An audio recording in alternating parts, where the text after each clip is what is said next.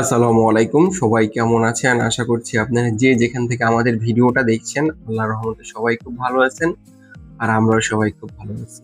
এখন বাজে হচ্ছে বিকেল 4টা বেজে 30 মিনিট। আমাদের চলে যাওয়ার কথা ছিল 4টার দিকে, বাট যেতে পারি নাই।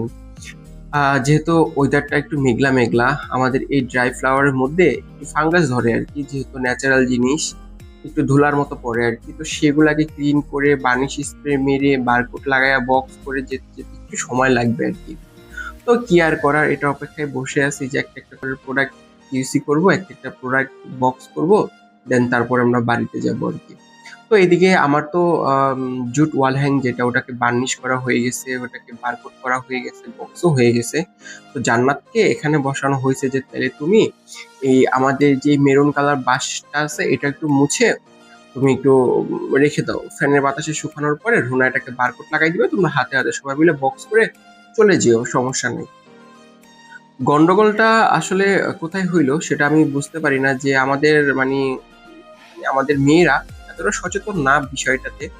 তো বারকোড যেহেতু সিস্টেমটা নতুন আমাদের জন্য, তো প্রত্যেকবার আমি বারকোড মানে চেক করে দেই, যে ওরা, আমি চেক করে গনে বেছে টেবিলে রাখি যে এই বারকোডটা এই প্রোডাক্টে লাগাবা। তো সেদিন আমি আর বলি নাই, কারণ যেহেতু এখন ওরা মোটামুটি সবাই জানে, সবাই বোঝে জিনিসটা। এখন আমাকে আর কোনো কিছুতে বলতে হয় না, বা কোনো প্রোডাক্টের কোনো কোয়ালিটিও দেখতে হয় না, এখন ওরা আমার চাইতে ভালো কোয়ালিটি করতে পারে।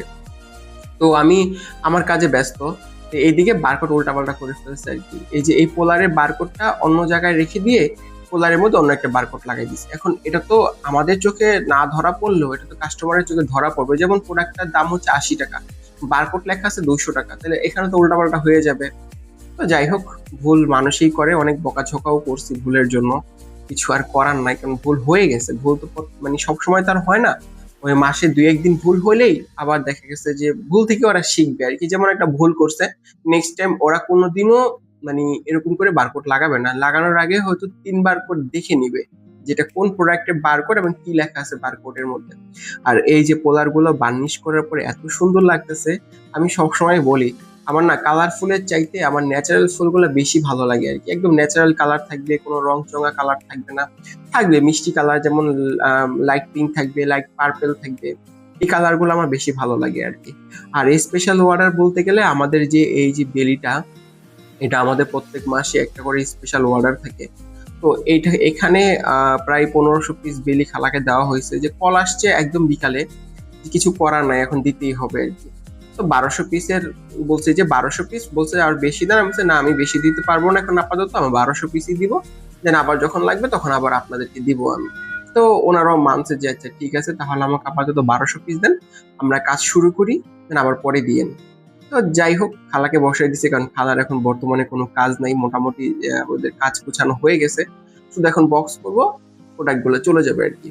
আর এই বেলির মধ্যে এই একটু সমস্যা হয়, এই একটু কালচে কালচে দাগ থাকে, এগুলাও তো বেছে টেছে দিতে হবে আর কি। তো তার লাগাইতে কাটতে যতটুকু সময় বেশি না লাগে, কিউসি করাটা না বেশি ঝামেলার আমার মনে হয়।